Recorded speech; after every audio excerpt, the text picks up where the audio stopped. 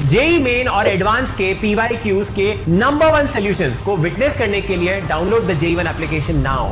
अब जैसे कि ये आपका एक आयनिक का सवाल था, ओके।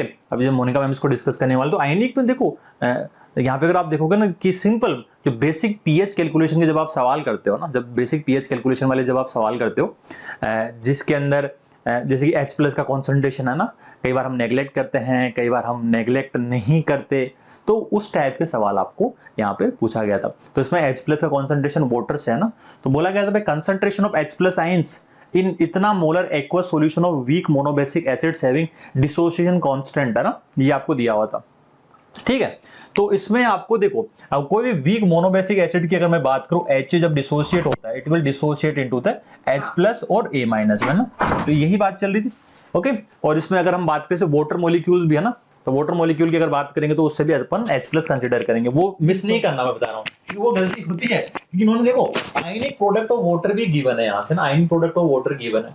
और आप देखोगे ध्यान से तो उन्होंने बोला है एक चीज यहाँ पे बोली है ना कि aqueous weak acid monobasic acid का H+ का वैल्यू दिया गया है आपको x × 10⁻⁷। तो H+ का कॉन्सेंट्रेशन 10⁻⁷ वाले रेंज में आ रहा है, तो वाटर से हम नेग्लेक्ट नहीं कर सकते, उसको भी कंसीडर करना पड़ेगा। बिल्कुल बिल्कुल बिल्कुल, उसको अगर नेग्लेक्ट कर दिया ना तो आंसर 2 आ जाएगा फिर। बिल्कुल वो वही सबसे इंपॉर्टेंट चीज है, वही है इस क्वेश्चन की। तो at 25 degree Celsius the concentration of H+ is 1 × 10⁻³ m aqueous solution of a weak monoBasic acid having acid dissociation constant of this, और x × 10⁻⁷ की रेंज का अपना आंसर आना चाहिए। अब अपन ने ये एसिड को डिसोसिएशन करवा दिया है, तो Ka की वैल्यू आएगी H+ A- अपॉन HA, है ना, ये अपना H है। अब पानी की डिसोसिएशन अगर अपन करवाते हैं तो पानी की भी डिसोसिएशन यहाँ करवानी पड़ेगी, बिकॉज एज सर सेड की वाटर को नेग्लेक्ट नहीं किया जा सकता। तो H+ + OH-, ठीक है। इधर इसके लिए क्योंकि ना यहाँ पे एक्चुअली क्या है, अगर आपने आयनिक इक्विलिब्रियम पढ़ा होगा तो जब हम दो वीक एसिड्स के मिक्सचर का पीएच निकालते हैं, उसके H+ आयन निकालते हैं, तो इसका एक फॉर्मूला है जो क्लास में मैं डिराइव करवाती हूँ, and that formula is H+ ion concentrations for a mixture of two acids will be Ka1C1 plus Ka2C2। अब अगर हमारे पास ये सारी वैल्यूज हैं तो हम आसानी से H+ आयन कॉन्सेंट्रेशन निकालेंगे and will get our answer. But problem ये है कि एक वीक एसिड की कॉन्सेंट्रेशन और उसका Ka तो हमको दे रखा है, बट दूसरा वीक एसिड यहाँ कौन है, वो पानी इटसेल्फ है, और पानी को नेग्लेक्ट करना नहीं है। तो पानी अगर खुद ही एक वीक एसिड है तो क्यों नहीं हम पानी को डिसोसिएट करें इंस्टेड ऑफ दिस एसिड, है ना। इसको यहां से हटा देते हैं और हम किसको डिसोसिएट करेंगे, वाटर को। तो वाटर को डिसोसिएट करके उसके Ka की हम वैल्यू निकालते हैं। तो considering water as a weak acid, Ka will be equal to H+ OH- and divided by पानी, ठीक है। पानी की कॉन्सेंट्रेशन को इधर ले जाओ तो Ka, और ये हो जाएगी वाटर की कॉन्सेंट्रेशन, ये आ जाएगा H+ OH- के बराबर प्रोडक्ट के, which is equals to Kw। भाई H+ और OH आयनिक प्रोडक्ट ऑफ वाटर आ गया ना, तो Kw की वैल्यू है Ka, इसको मैं यूं लिख दूं Ka concentration of water, KaC। तो यही KaC तो अपने को चाहिए था, क्योंकि ये क्या है, ये वीक एसिड है, और ये किसके लिए है, ये वाटर के लिए है। तो वाटर के लिए हमको Ka और C नहीं दिया हुआ, लेकिन हमने ये डिराइव कर लिया कि वाटर का जो Ka और C का प्रोडक्ट है वो Kw है, ठीक है। तो अब ये फॉर्मूला निकल करके आ गया है अपना Ka1C1 प्लस अपना आ जाएगा Ka2C2 की जगह KaC, ठीक है, KC नहीं सॉरी Kw, ये आ जाएगा Kw। अब बस कुछ भी नहीं करना, बहुत सिंपल था, इतना सी चीज से क्लिक होने वाली बात है बस ये, बाकी कुछ भी दिक्कत नहीं है।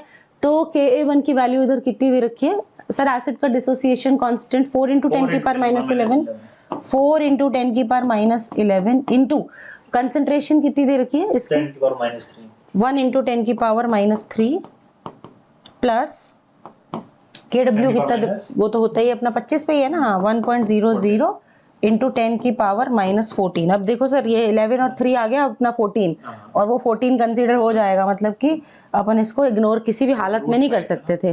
तो ये हो जाएगा √5 इंटू 10⁻⁻7, तो √5 कितना होता है 2.24 इंटू 10⁻⁻7 आपका इसमें आंसर हो जाएगा। और ये जो वैल्यू हम भरेंगे ये भरेंगे 2.24, अगर वाटर का नेगलेक्ट कर दोगे ना तो फिर आंसर आ जाएगा आपका ये वाला पार्ट ना, तो 2 आ जाएगा। हाँ, तो फिर वो चीज का ध्यान रखना। तो अब एडवांस है, कहते हैं इजी है, मतलब एक छोटी चीज क्लिक नहीं हुई अगर, या वाटर को सोचा वीक है ये वो है, देखो ना 10 की पावर माइनस 14 एंड 14 दोनों में आ गया था, इधर भी 14 आ गया था, इधर भी 14 आ गया। अब अगला सवाल हमारा है the solubility of barium iodate in an aqueous solution prepared by mixing 200 ml of 0.010 m barium nitrate and 100 ml of 0.10 m sodium iodate is x into this the value of axis. तो ये एक solubility product का question है combined with stereochemistry, आजकल combined with stoichiometry. आजकल stoichiometry जो है उसको बहुत ज्यादा रिलेट किया जाता है, चाहे ऑर्गेनिक में हो चाहे फिजिकल में, तो खैर होती ही है। तो अब इन्होंने आयनिक इक्विलिब्रियम को स्टोइकियोमेट्री के साथ में रिलेट किया है।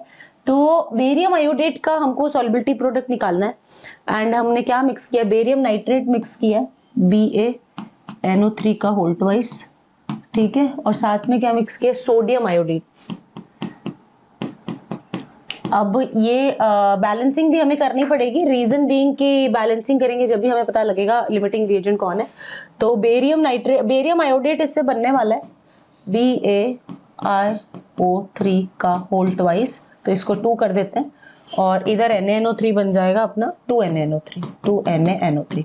अब let us first find the limiting reagent so as to conclude the question. तो अपना अब इसमें कितना दे रखा है, 200 ml of 0.10 m, 200 ml of 0.010 m, है ना, और सोडियम आयोडेट कितना दे रखा है, 100 ml of 0.10 m। अब इसमें अपन मिलीमोल्स निकाल लेते हैं। मिलीमोल्स 200 ml of 0.01 है तो 2 मिलीमोल हो गए, ये 2 मिलीमोल हो गए, और ये हो गए हमारे 0.1 से कर रखा है तो 10 मिलीमोल हो गए। अब देखकर ही पता लग रहा है 1:2 की स्टोइकियोमेट्री है, तो ये 2 मिलीमोल इसके 4 मिलीमोल खर्च करेगा, तो लिमिटिंग रिएजेंट कौन हो जाएगा, ये लिमिटिंग रिएजेंट हो जाएगा, ये एक्सेस रिएजेंट हो जाएगा। अब एक्सेस रिएजेंट में अपन जरा निकाल लेते हैं कि भाई कितना बच रहा है, क्योंकि ये 2 है तो 1:2 में रिएक्ट करता है, तो ये 2 मिलीमोल्स रिएक्ट कर रहा है, तो ये 4 मिलीमोल्स रिएक्ट करेगा, जो कि हम माइनस कर लेंगे और बचा हुआ निकाल लेते हैं। बचा हुआ है 6 मिलीमोल। अब 6 मिलीमोल ऑफ अपने को सोडियम आयोडेट मिल रहा है। अब let us come to the ionic equilibrium concept, जहां पे हम लोग के सॉल्युबिलिटी प्रोडक्ट की बात करते हैं। तो KSP for barium iodate is कितना है, 1.58 इंटू 10 की पावर -9, और इसको ओपन करेंगे तो कैसे आएगा, बेरियम की कॉन्सेंट्रेशन और आयोडेट आयन की कॉन्सेंट्रेशन IO3 माइनस, क्योंकि वो 2 है इसके फॉर्मूले में, तो इसका अपन स्क्वायर भी लगाएंगे। आगे कंटिन्यू करते हैं। इसने अपन से पूछा है कि बेरियम नाइट्रेट दिस, इसने अपन से ये पूछा है कि the solubility of barium iodate in aqueous solution. तो हमसे बेरियम आयन की हमको कंसंट्रेशन या सॉल्युबिलिटी निकालनी, क्योंकि ऐसे करते हैं ना S2S का होल स्क्वायर। तो बेरियम आयन की हम कंसंट्रेशन निकालेंगे Ba2+, जो आएगी आपकी KSP अपॉन आयोडेट आयन की कंसंट्रेशन जो कि बची है। अब मसला ये है कि आयोडेट आयन में अपने मिलीमोल में निकाल लिया, तो वॉल्यूम से भी अपने को डिवाइड करना पड़ेगा, होल स्क्वायर। तो मैं यहाँ पे वैल्यूज पुट करती हूँ, डायरेक्टली मैं इसको कन्वर्ट कर रही हूँ, 6 मिलीमोल है, इधर कर देते हैं कि जो आयोडेट आयन की कंसंट्रेशन है वो हो जाएगी 6 मिलीमोल अपॉन कितने ml मिक्स किया, 200 ml इसका मिक्स किया, 100 इसका, तो 300 ml हो जाएगा, 300 ml। अब मिली से मिली कट गया, मोल्स पर लीटर में आ जाएगा, ये आएगा 0.02 m कंसेंट्रेशन आ गया। तो इधर KSP कितना दे रखा है, 1.58 इंटू 10 की पावर -9 डिवाइडेड बाय 2 इंटू 10 की पावर -2 का होल स्क्वायर, यानी कि 4 इंटू 10 की पावर -4, तो 1. सर ये मेरी मदद कीजिए, 1.58 डिवाइडेड बाय 4 कितना है, 15.8 डिवाइडेड बाय 4 कर लेते हैं इसको, 15.8 डिवाइडेड बाय 4, 15.8 डिवाइडेड बाय 4, 3.9 है ना, 3.9 आना चाहिए, 4 से 16 रहता है। तो इसका मैंने एक डेसिमल सरकाया, तो पावर 10 आएगी, 10 में से 4 माइनस होगा तो 10 की पावर -6 हो गया, कितना आ रहा है, 3.94 डिवाइडेड बाय इंटू 10 की पावर -6। इसको अब इन्होंने प्रेजेंट किया था किस फॉर्म में, x इंटू 10 की पावर -6, तो ये x की वैल्यू हो जाएगी 3.95 आ रहा है, 94 आ रहा है। अच्छा मैम ये पता ना पूरा, हाँ पूरा एग्जैक्ट, तो 15.8 डिवाइडेड बाय 4, हाँ 3.95 था। हाँ हाँ 3.95 3.95